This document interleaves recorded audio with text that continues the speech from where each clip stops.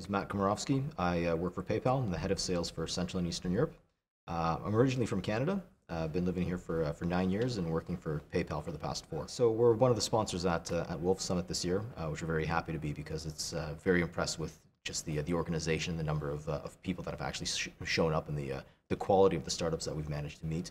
And our role here is just to actually be closer to the startup community. We always believe that the startups of today are the big companies of tomorrow, the unicorns of tomorrow. So we try to get in early and first of all understand what are the trends in terms of startups. Second of all, understand what their needs are and how they're changing.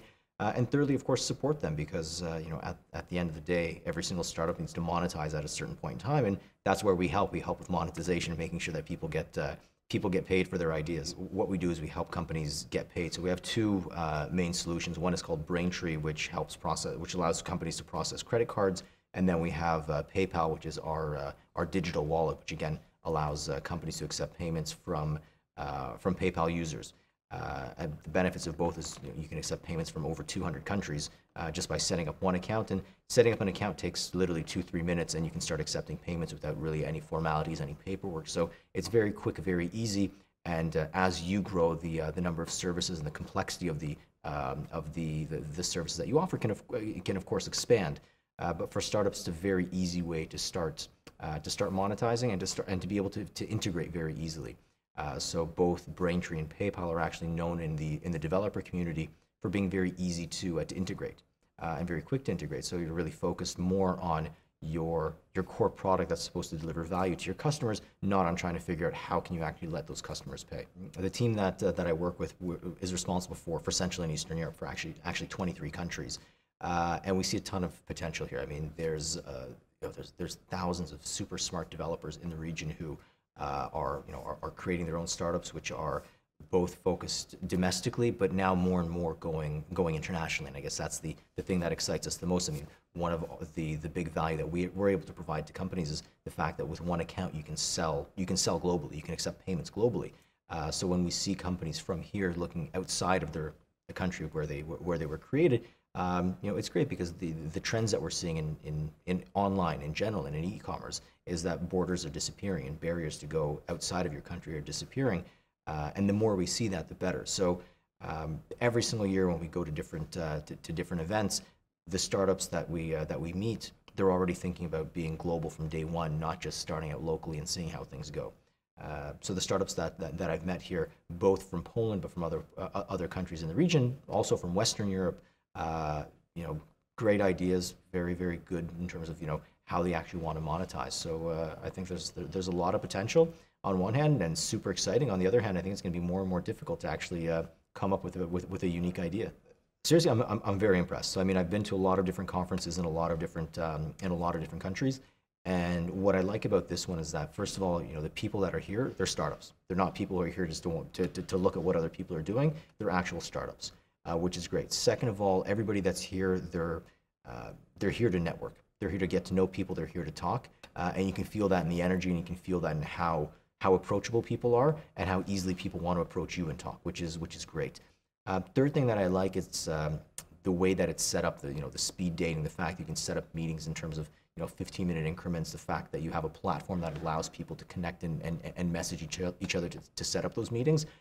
Seriously, something that I haven't seen in many other places. So I think it's been organized very well. So my keynote was about doing business globally, which is something that I'm personally very passionate about and something that PayPal is passionate about as well and tries to support. So it's number one, sharing some of the research that we have in terms of how do people actually shop globally, what kind of things do they buy, what are their concerns when they're actually shopping, and what do companies need to think about if they want to start selling cross-border.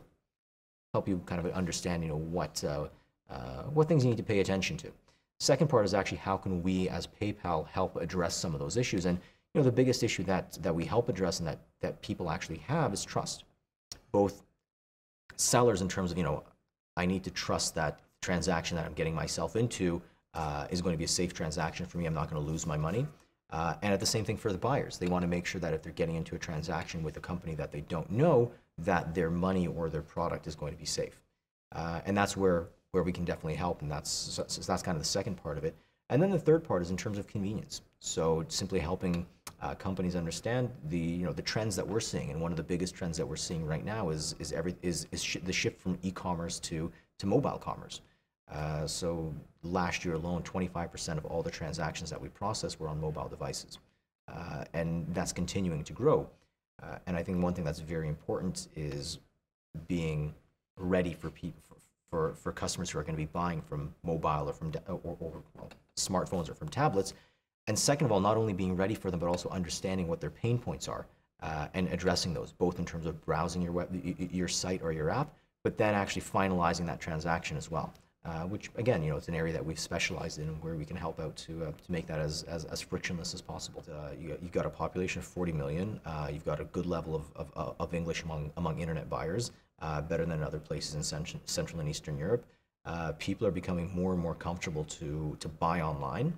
I still think there's, you still have the typical concerns of people who are buying online in Poland, either from startups or from abroad. The first one being trust. What's this company? How am I going to resolve my dispute if something doesn't go the way I want? If I don't get my product, if the product or the service I get is not what I thought I was going to get? So how do I actually resolve that? So I think those are some of the typical things that we see, and it's the level of payments that we're seeing going from Poland abroad. It's increasing every year as well, and growing much faster than e-commerce is growing domestically. So you can see that that preference shift happening.